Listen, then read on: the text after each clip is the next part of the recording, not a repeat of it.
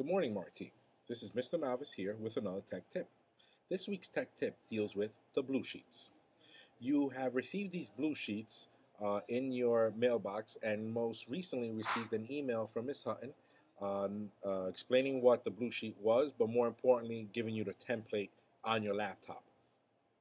Um, Blue sheets can be filled out one or two ways. I mean, you can manually write it in, fill it all in, or you can do it right on your laptop by plugging in all the information on your keyboard. Um, what is the purpose of these blue sheets? Some people feel that it's just redundant. We're filling out the same info. These blue sheets are pretty much backups. In case the power school ever goes down or the internet's not working, we have a constant flow of parents coming in and out of the building, coming in to check on their child's status. With these blue sheets, we can always turn to these blue sheets at any time and use these blue sheets to guide the parents as far as how their child's doing here in school, attendance, so on and so forth. So this is why we are filling in these blue sheets. Let me just show you how to fill them in. I'm bringing up the blue sheets now, the file, and it's pretty straightforward. It's pretty simple. I'll go through it anyway. Over here on the class roll, we are asking that you pretty much type in or write in. You could do either one. You keep it digital or write it. Your student roster for each class. Okay. Over here, we are looking homeroom, grade. Of course, they're all going to be 9.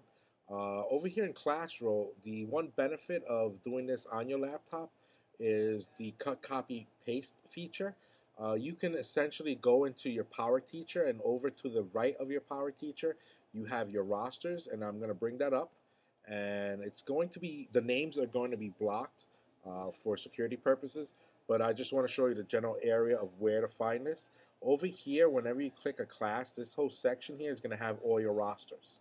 So literally all you do is highlight all the names in blue, go to edit, you're going to copy that, and then you'll go into your template, click on this first cell here, and then you go to edit and paste it in, and your entire roster will be pasted in at a single shot, as opposed to sitting there and writing it in. It's really up to you how you really want to do it. Again, you fill in your homeroom, you're going to fill in the grade. This section over here is going to deal with the attendance part of the blue sheet. What's going to happen is you're going to have one blue sheet per class, and that one blue sheet will pretty much run from the beginning all the way to June. You keep a constant record of your blue sheet. These blue sheets are going to be handed in to the same person you hand in your lesson plans to. So whoever the supervisor you give your lesson plans to, you're going to be giving this blue sheet to them at the end of every marking period and at the end of the midterm and final exam. Okay, and again, it's for a backup records of the building and all the students in it. Over here in this section, you're filling in the final marking period grades. We got the first, second, your midterm exam, third, fourth, final, and your final average grade. Okay. Over here, general information, term, subject, period, teacher, general stuff. This section, this final section over here, is probably the most important part for the administration. We are looking for you to break down your classes a little bit. Over here, we got boys, girls total for the first marking period. So we want to know the total amount of boys enrolled, total amount of girls enrolled. Then we're moving along the chart, total of that. Then we want the total of boy failures, total of girl failures, and your overall total of failures. Then we're looking for you to incorporate some math and figure out the percentage of failures in your classes. Okay. Again, it's pretty simple. It's pretty straightforward. You're handing this in to your supervisor as far as the person who collects your plan book. Now, this can be emailed to them, or you can print it out, or like I said, you can keep a written copy. Now, if you are going to print this out, it is a little tricky. We are in Excel, so it gets a little. It can get complicated, but this is really simple. when you download the template and you try to print it, it's going to print out on about 4 pages. Um, so what you need to do is scale it down so it fits on 1 page. And the way you would do that is if you go up to File and you go to your page setup. Normally over here you would have 100%.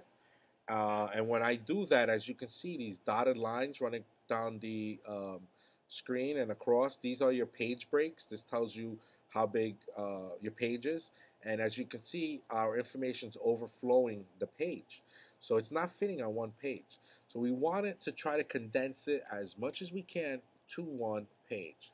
So you would go to File, you would go to your page setup, and you're going to change where it says adjust to percentage normal size. We want to scale this down. So you may want to go, I mean, you have to play with it. I would go with an 80, maybe 90 might do it. Um, but you do need to scale this down. So I put it in as 80. We have more than enough space here. So when you print this out, it should all fit on 1 page. Okay, and this is it. This is how we fill out the blue sheets. This is nothing to get nervous about. Again, it's just some backup information for the administration to have in case of a parent conference in time of no internet or any situation like that. If you have any questions, this of course will be put on the YouTube tutorial. Address is right there. And please, you can look at the tutorial. You can fast forward. You can rewind it at your own pace and view it at any time you want. There are again going to be a lot more tutorials coming. And thank you for your time. Thank you.